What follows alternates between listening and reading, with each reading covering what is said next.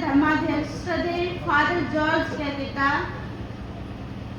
विकार जनरल, यहाँ उपस्थित सभी पुरोहित गण, धर्म बंधुओं एवं प्रिय विद्यार्थियों, ईश्वर प्रतिभा नहीं समर्पण खोजते हैं और जो स्वयं को उनके हाथों में सौंप देता है उसी के द्वारा वे इतिहास रचते हैं।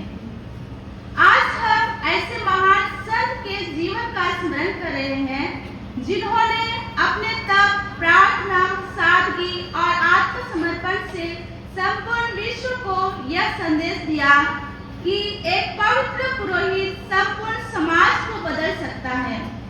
वे हैं संत जॉन मैरी वियानी, जिन्हें प्रेम पूर्वक क्योर ऑफ आर्ट्स के नाम से जाना जाता है। वे आज संपूर्ण विश्व के पल्ली पुरोहितों के संरक्षक संत हैं। संत जॉन मैरी वियानी का जन्म 8 मई 1786 को फ्रांस के लाडिली नामक छोटे से ग्राम में एक साधारण परिवार में हुआ। उनके पिता का नाम मैथ्यू वियानी तथा माता का नाम मेरी बेलुस था। उनका बचपन फ्रांसीसी क्रांति के अत्यंत अशांत काल में बीता। पिता और पुत्र पवित्र आत्मा के नाम पर हमारे प्रभु यीशु ख्रिस्त की कृपा, ईश्वर का प्रेम और पवित्र आत्मा का साहचर्य आप सबको प्राप्त हो।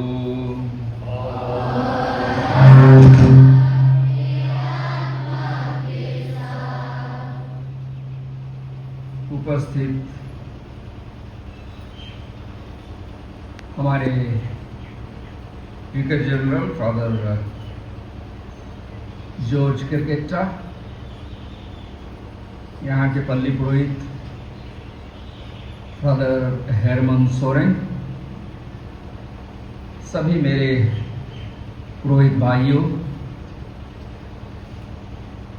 धर्म बंधुगण, धर्म बहनें, शिक्षक शिक्षिकाएं, छात्र छात्राएं, सबों को खुश पर्व। आज जब हम यह त्यौहार सतमी में मनाने आते हैं तो यह हमारे लिए दुगुने खुशी की बात हो जाती है।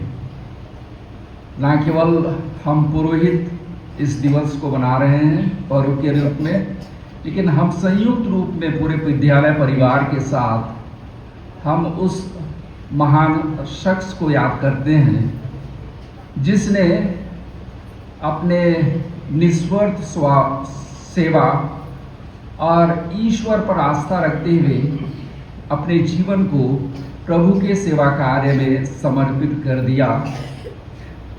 शायद उसे शुरुआती दौर में बहुतों ने आंका नहीं कि वह है कौन। हर जगह दुत्कार सहने के बावजूद भी उन्होंने अपनी जो निष्ठा थी उससे दिगानी। वो उस उद्देश्य को पाने के लिए सब कुछ करने के लिए तैयार था। आज अभी हमारे लिए उसकी जीवनी पढ़ी गई, बहुत अच्छे रूप में लिखा गया है। उसकी जीवन किस तरह से रहे उसके बारे में हमें बताया गया है। मैं आप विद्यार्थियों को कहना चाहूँगा कि हमें भी इस संत जॉन मैरी वियानी की तरह अपना उद्देश्य एकदम साफ रखना होगा कि मैं क्या बनना चाहता हूँ, मैं क्या बननी चाहती हूँ आने वाले समय में। भाई और बहनों, मैं सर्वशक्तिमान ईश्वर और आप लोगों के सामने स्वीकार करता हूँ कि मैंने मन, वचन और कर्म से तथा अपना कर्तव्य को पूरा न करने से, अपने कसूर से, अपने भाई कसूर से घोर पाप किया है। इसलिए मैं नित्य धन्यवाणी मरियम से, सब स्वर्गदूतों, संतों और आप लोगों से, हे भाई और बहनों, विनीत करता हूँ कि आप मेरे लिए प्रभु यीशु से प्रार्थना करें। सर्वशक्तिमान ईश्वर हम लोगों पर दया करे और हमारे पाप क्षमा कर हमें अनंत जीवन प्रदान करे।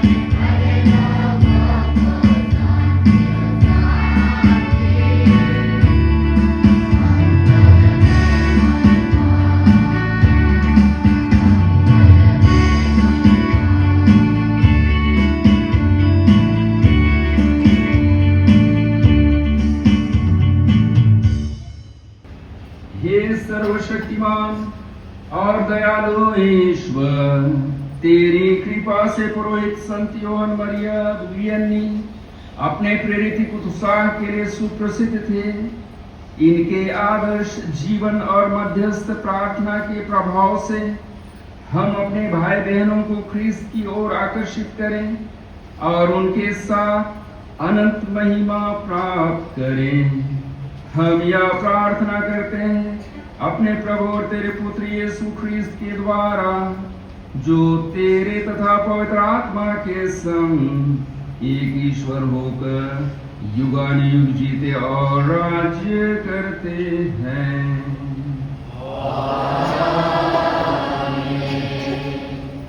से 2, 12 से 15, 18 से 22।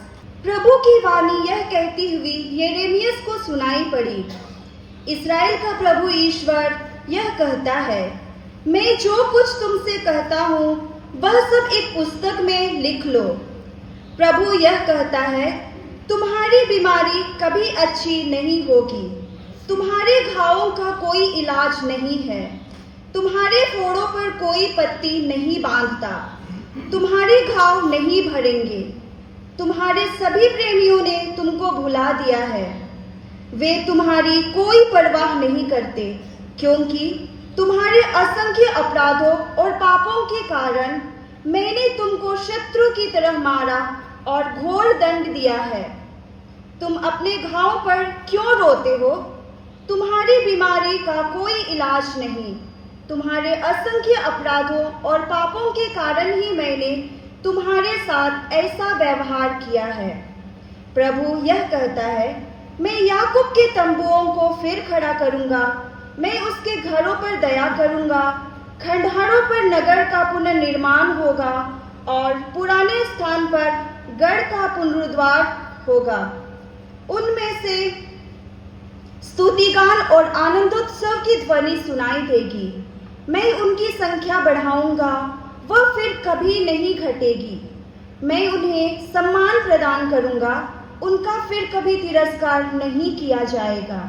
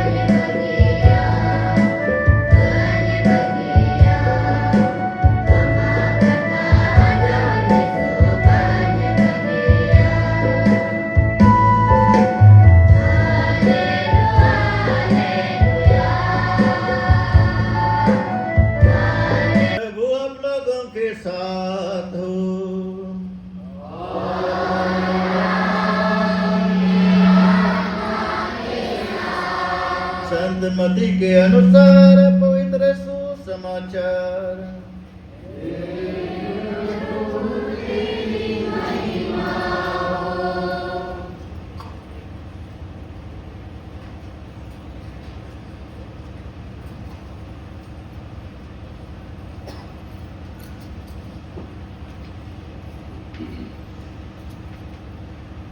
लोगों के त्रित हो जाने के बाद यीशु ने अपने शिष्यों को इसके लिए बाध्य किया कि वे नाव पर चढ़कर उनसे पहले उस पार चले जाएं। इतने में वह स्वयं लोगों को विदा कर देंगे। यीशु लोगों को विदा कर एकांत में प्रार्थना करने के लिए पहाड़ी पर चढ़े। संध्या होने पर वह वहां अकेले थे। नाव उस समय तट से दूर जा चुकी थी। वह लहरों से डगमगा रही थी क्योंकि वायु प्रतिकूल थी। रात के चौथे पहर यीशु समुद्र पर चलते हुए शिष्यों के पास आए। जब उन्होंने यीशु को समुद्र पर चलते हुए देखा तो वे बहुत घबरा गए और यह कहकर या कोई प्रेत है, डर के मारे चिल्लाने लगे। यीशु ने तुरंत उनसे कहा, धीरज धरो, मैं ही हूं, डरो मत। पेतरुस ने उत्तर दिया, प्रभु यदि आप ही हैं तो मुझे पानी पर अपने पास आने की आज्ञा दीजिए। यीशु ने कहा, आ जाओ। पेतरुस नाव से उतरकर और पानी पर चलते हुए यीशु की ओर बढ़ा, किंतु वह प्रचंड वायु देखकर डर गया और जब डूबने लगा तो चिल्ला उठा, प्रभु मुझे बचाइए। यीशु ने तुरंत हाथ बढ़ाकर उसे थाम लिया और कहा, रे अल्पविश्वासी, तुम्हें संदेह क्यों हुआ? वे नाव पर चढ़े और वायु थम गई। उपस्थित मेरे पुरोहित भाइयों, धर्म बंधुओं, धर्म बहनें,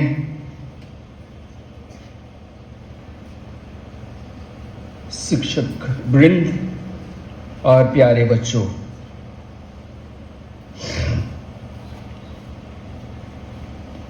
आज जिस संत का हम त्योहार मना रहे हैं वो आज हमें बहुत कुछ सीख देना चाह रहे हैं। आज के पहले पाठ में हमने यिर्मयाह नबी की बात सुनी। इस परिप्रेक्ष्य में उसको समझेंगे। ये भविष्यवाणी कर रहे हैं और वो हूबहू नए व्यवस्थान में पूरा होता है। जो कह रहे हैं वो पूरा नहीं हुआ है, वो भविष्यवाणी कर रहे हैं। उस नगर के स्थापना की बात, यरूशलेम मंदिर की बात, क्योंकि जिनको अपने चुनी ईश्वर की चुनी हुई प्रजा को ये सुना रहे हैं उन पर विश्वास नहीं होता है, क्योंकि ये लोग उस समय परतंत्रता में हैं, किसी के अधीन में हैं, गुलामी में हैं। वो सोच भी नहीं सकते हैं कि ये यिर्मयाह नबी जो कह रहे हैं वह भविष्य में पूरा हो पाएगा, क्योंकि उन्होंने दुख ही देखा अपने जीवन में। दुख के सिवा दूसरा अनुभव नहीं किया है। सुसमाचार में उस घटना को हमारे सामने रखा जा रहा है। हम रविवार को सुने हैं 5 रोटी और 2 मछलियों के से किस तरह से 5000 से अधिक लोगों को यीशु ने खिलाया, तृप्त किया। उसके बाद की घटना आज हमारे सामने सुनाई जा रही है, जहाँ यीशु आते हैं, वो प्रार्थना करने चले जाते हैं और यह चौथी पहर है, वजह 3 और 4 बजे 6 बजे के बाद की बात है, जो हम लोग समझेंगे सुबह होने के पहले के काल। और जब यीशु आते हैं तो अपने चेले ही उसको पहचानने में असमर्थ रहते हैं, उसको अवधूत के रूप में समझने लगते हैं। और इस समय उस झील में, उस समुद्र में लहरें उठने लगी थी, नाव हिल रहा था, चेले डरे हुए थे और इसलिए उनके सोच बहुत साफ नहीं हो पाया कि यीशु आ सकते हैं। ये घटना भी हमको अपने जीवन से जोड़ता है कि हमारा ये जीवन, जब हम एक जन्म लिए हैं इस दुनिया में, कहीं न कहीं इस नाव में बैठे उस सदस्यों की तरह मैं भी हूं।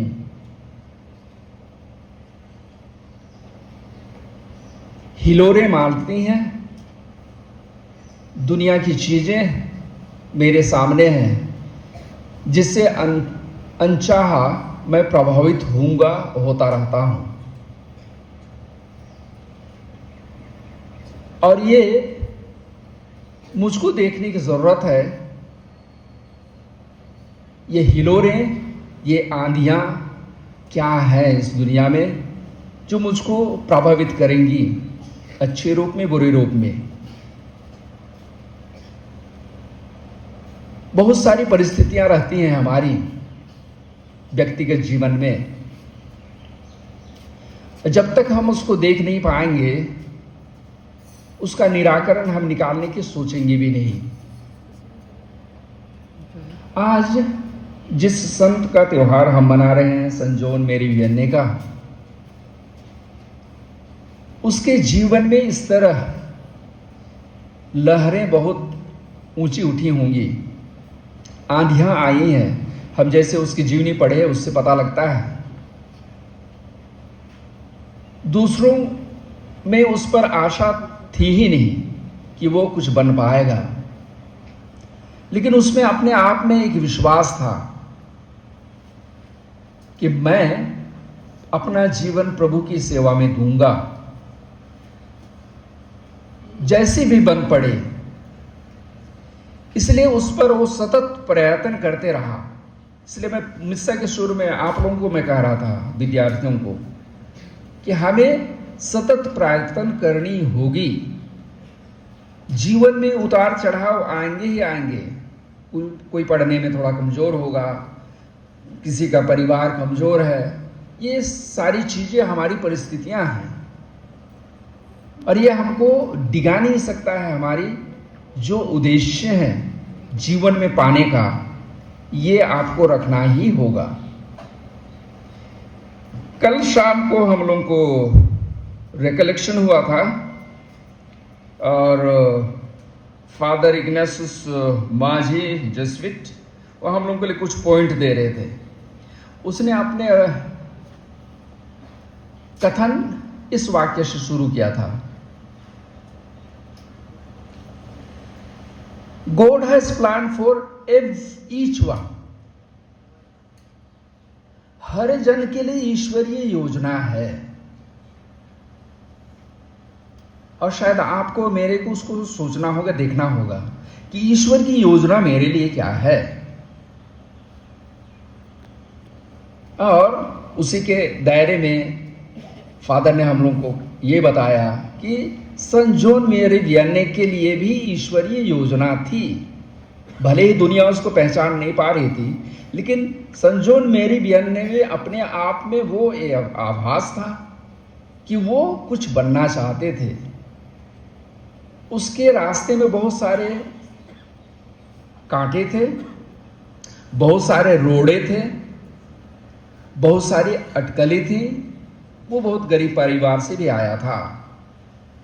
फ्रेंच रिवॉल्यूशन की बात कहे, उस समय गिरजाघर बंद किया गया, स्कूल कॉन्वेंट सब ध्वस्त किए गए, बहुत सारे अत्याचार हुए कलीसिया के प्रति। और ऐसे समय में पढ़ पाना, स्कूल तक जाना, बहुत सारी परिस्थितियाँ थी जो शायद उसके जीवन को प्रभावित किया होगा, लेकिन उससे वो डिगे नहीं। वो अपनी पढ़ाई सतत करते रहे। लैटिन भाषा उस समय बहुत ज़रूरी थी। आज हम संथाली में मिस्सा करते हैं, हिंदी में कर रहे हैं, कभी इंग्लिश में करते हैं, है ना। उन दिनों में केवल लैटिन एक ही भाषा में। आपको फादर बनना है मतलब लैटिन सीखना ही सीखना है, दूसरा तो है नहीं। जैसे कि पूजा पाठ में संस्कृत की या तो दूसरे लोग उर्दू ये सब से करते हैं, वैसे तो इसलिए उसके बगैर वो पुरोहित नहीं बन सकता था और उसमें वो कमज़ोर था। लेकिन उसमें वो प्रण कर गए थे, वो अडिग था कि वो बनेगा तो बनेगा ही, और उसने ये सफलता पाई किसी तरह से। और जब उसका पुरोहित अभिषेक होता है 1815 आसपास, 1818 को उसको ऐसी जगह भेजा जाता है क्योंकि उससे कोई आशा नहीं की गई थी कि वो बड़ा काम कर सकेगा, और ऐसी जगह उसको भेजा गया जहां लोग बुरी तरह से दुनियाई जीवन जी रहे थे। वो धर्म नाम की कुछ चिंता वस्तु नहीं रह गई थी वहाँ का गिरजा बंद हो गया था। वहाँ पुरोहित रहना नहीं चाहते थे, बहुत दिन से वहाँ से चले भी गए थे। ऐसी परिस्थिति में भी आते हैं, और उसका एक ही उसकी शक्ति थी, एक ही वह था प्रार्थना। किससे? यूखरिस्त, प्रभु के पास दिन भर रात भर बैठकर प्रार्थना करना, अपनी बातें सुनाना, अपनी तकलीफ़ें सुनाना कि किस तरह से लोग प्रभु को पहचान पाएं। ये दिनों दिन करने लगा। रात के समय उठ के वो गिरजाघर में जाके यूखरिस्त या तो पवित्र यूखरिस्त के सामने प्रार्थना करना, ये सारी चीज़ें उन्होंने अपना काम करते रहा। धीरे धीरे लोग एक एक करके आने लगे, पहचानने लगे, उसमें वह धार्मिकता दिखी। कुछ लोग ऐसे भी थे उसके विरोध में खड़े हुए, दुत्कारे भी उन्हें, लेकिन उससे हताशा नहीं हुई। ये समुद्र में उस नाव की तरह है जो आंधियां झेल रही है, लेकिन वो डिग नहीं रही है। वो बढ़िया तैर के अपने जगह में पहुंचने वाली है। और संत जॉन मेरी वियानी के जीवन में यही बात होती है।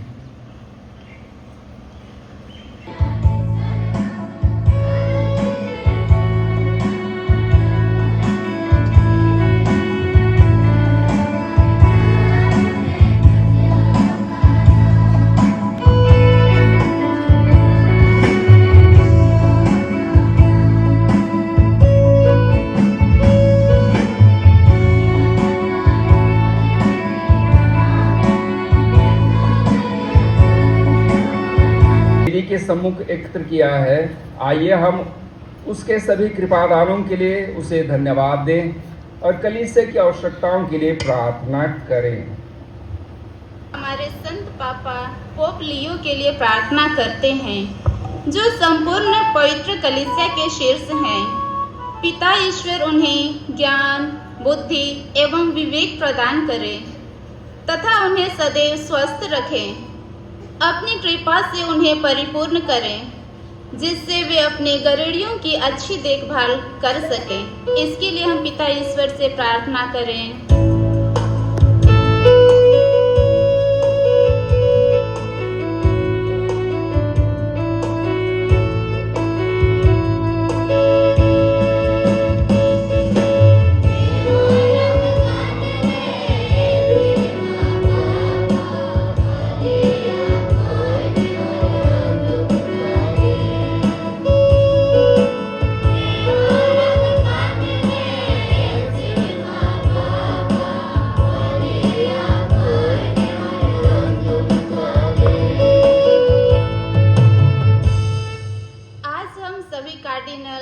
बिशप्स, पुरोहितों, उपाध्याय याजकों तथा समस्त धर्म बंधुओं को प्रभु के समक्ष लाते हैं। विशेष रूप से हमारे बिशप स्वामी फ्रांसिस तिर्की के लिए प्रार्थना करते हैं।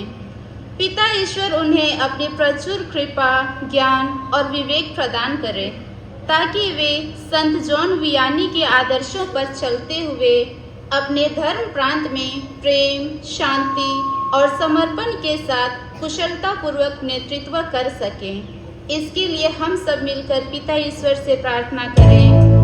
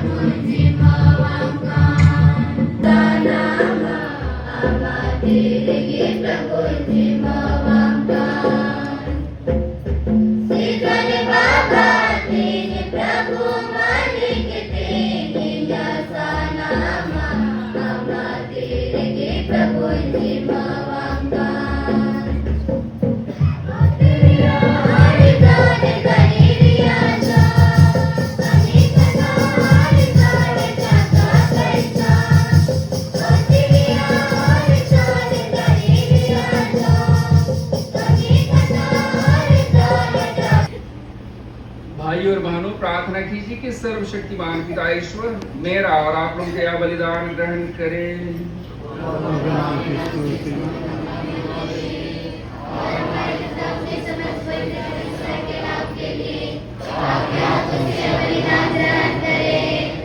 हे प्रभु, धन्य जो मेरी वियन्नी के स्मरण उत्सव में हम तेरी वेदी पर ये दान अर्पित करते हैं, इन्हें ग्रहण कर जैसे तूने पवित्र रहस्यों के प्रभाव से इस संत को महिमा प्रदान की है, वैसे ही हमें पापों की क्षमा प्रदान कर।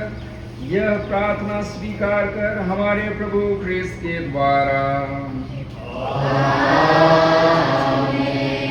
प्रभु आप लोगों के साथ हो।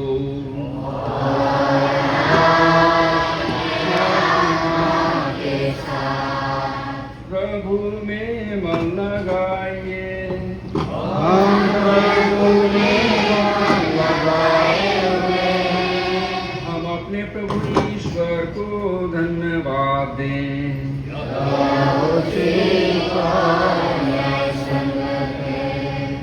हे प्रभु, पवित्र उचित और न्याय संगत है, हमारा कर्तव्य तथा कल्याण है कि हम सदा और सर्वत्र अपने प्रभु ख्रीस्त के द्वारा तुझे धन्यवाद दें। तू संत जोहन मेरी वियन्नी के पर्व दिवस पर अपनी कलीसिया को आनंद मनाने का अवसर देता और इनके पवित्र जीवन के आदर्श द्वारा उसे सफल बनाता है। तू इनके उपदेशों द्वारा उसको शिक्षित करता और इनकी प्रार्थनाओं पर ध्यान देकर उसे सुरक्षित रखता है। इसलिए स्वर्गदूतों और संतों की संगति में हम अनंत काल तक तेरी प्रशंसा के गीत गाते हैं।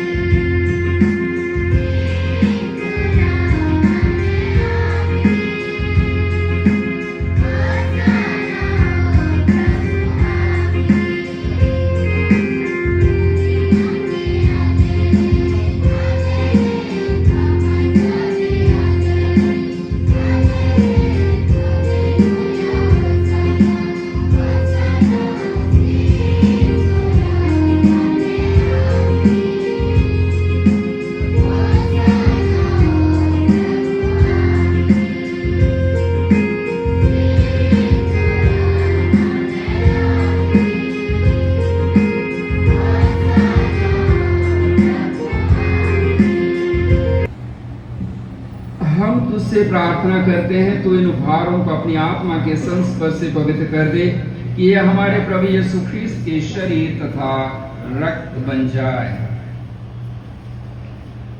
जब वे स्वेच्छा से मृत्यु के लिए सौंपे गए, उन्होंने रोटी ली, तुझे धन्यवाद दिया और रोटी तोड़कर उसे अपने शिष्यों को देते हुए कहा, तुम सब इसे लो और इसमें से खाओ, क्योंकि यह मेरा शरीर है जो तुम्हारे लिए बलि चढ़ाया जाएगा।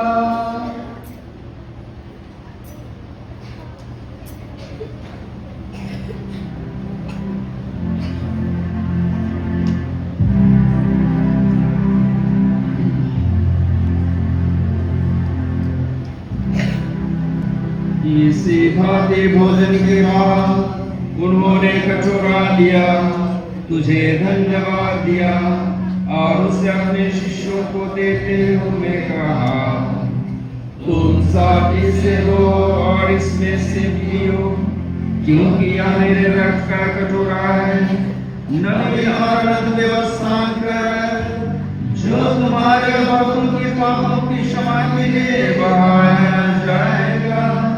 तुम मेरे स्मृति में यह करो।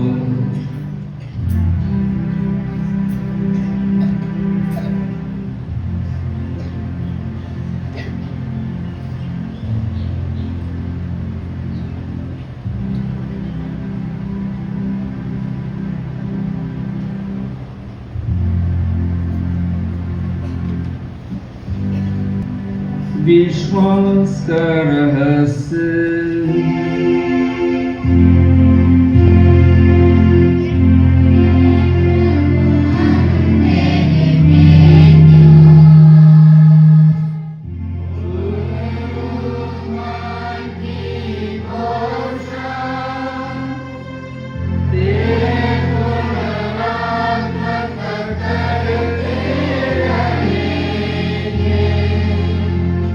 इसलिए हे प्रभु, हम ख्रिस्त की मृत्यु और पुनरुत्थान की स्मृति में तुझे जीवन की रोटी और मुक्ति का कटोरा चढ़ाते हैं।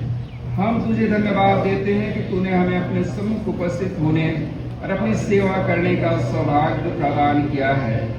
हमारा नम्र निवेदन है कि हम सब ख्रिस्त का शरीर और रक्त ग्रहण करके पवित्र आत्मा के द्वारा एकता के सूत्र में बंधे रहें। हे प्रभु, हमारे संत पिता लेओ, हमारे धर्माध्यक्ष फ्रांसिस तिर्की और सभी याजकों के साथ विश्व में फैली अपनी कलीसिया की सुधीले तथा इसे प्रेम में सिद्ध बना दे। हे प्रभु, हमारे उन भाई बहनों की भी सुधीले जो पुनरुत्थान की आशा में परलोक सिधार चुके हैं, उन्हें और सभी मृतकों को अपने पुण्य दर्शन का सौभाग्य प्रदान कर हम सब पर आदेश डाल कि हम भी अनंत जीवन के सहभागी बने और ईश्वर की माता धन्य कुमारी मरियम, उनके वर धन्य जोसेफ, धन्य प्रेरितों तथा सब संतों के साथ जो युग युग में तेरे प्रति विश्वास बने रहे, तेरी स्तुति और महिमा कर सके, तेरे पुत्र यीशु ख्रिस्त के द्वारा। इन्हीं प्रभु ख्रिस्त के द्वारा, इन्हीं के साथ और इन्हीं में हे सर्वशक्तिमान पिता ईश्वर, पवित्र आत्मा के साथ सम्मान युगानुयुग तेरा ही है। आमीन, आमीन।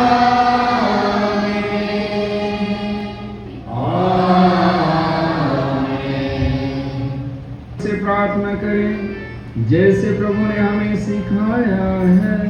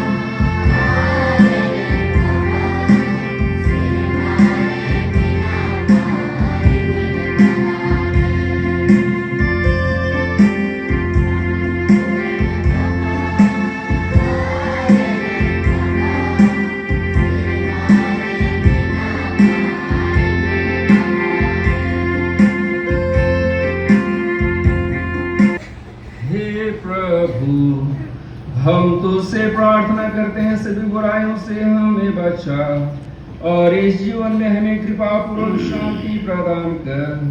हम तेरी दया से सदा पाप से दूर और हर विपत्ति से सुरक्षित रहें और उस दिन की प्रतीक्षा करते रहें जब हमारे मुक्तिदाता यीशु ख्रिस्त पियराकर हमारे धन्य आशा पूरी करेंगे।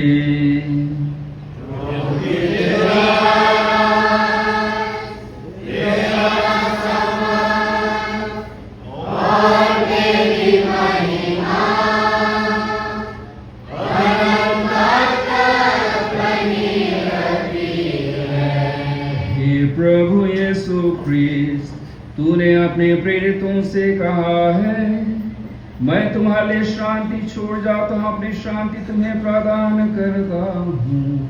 तू हमारे पापों पर नहीं, अपनी कलीसिया के विश्वास पर दृष्टि डाल और कृपा पूर्वक उसे शांति तथा एकता प्रदान कर। तू युगानुयुग जीता और राज्य करता है। प्रभु की शांति सदा आप लोगों के साथ रहे।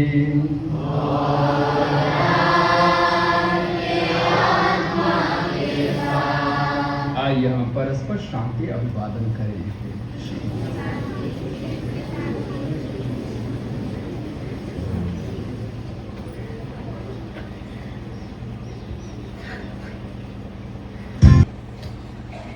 देखिए ईश्वर का मेमना, इसे देखिए जो संसार के पाप हर लेते हैं। धन्य है हम सब जो इस बलि भोज में बुलाए गए हैं।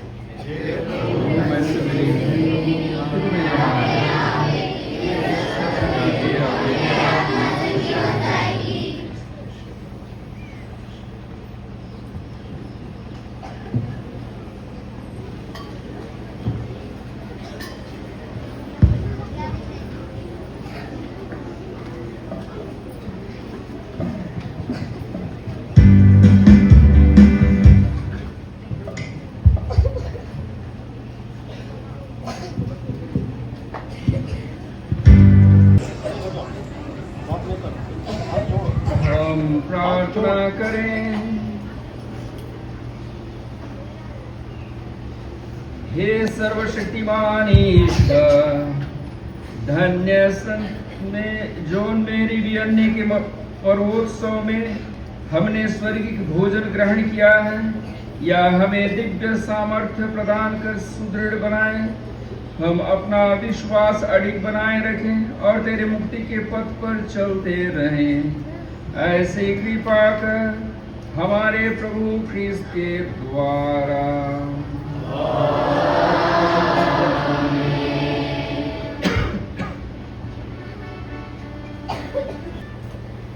सभी पुरोहित भाई अपने दाहिना हाथ लोक धर्मियों के ऊपर लगाएंगे। सर्वशक्तिमान ईश्वर आप लोगों को आशीर्वाद प्रदान करे और आप लोगों में मुक्तिदायी प्रज्ञा उत्पन्न करे। वह आप लोगों को विश्वास के अनुसार जीने की कृपा और धार्मिक कार्यों में उत्साही बने रहने का बल प्रदान करे। ईश्वर आप लोगों के कदम अपनी ओर अग्रसर करे और आप लोगों को शांति तथा प्रेम के मार्ग पर ले चले। सर्वशक्तिमान ईश्वर पिता और पुत्र और पवित्र आत्मा आप लोगों पर उतरे और सदा बना रहे। आप लोग विदा लें, प्रभु की शांति साथ रहे।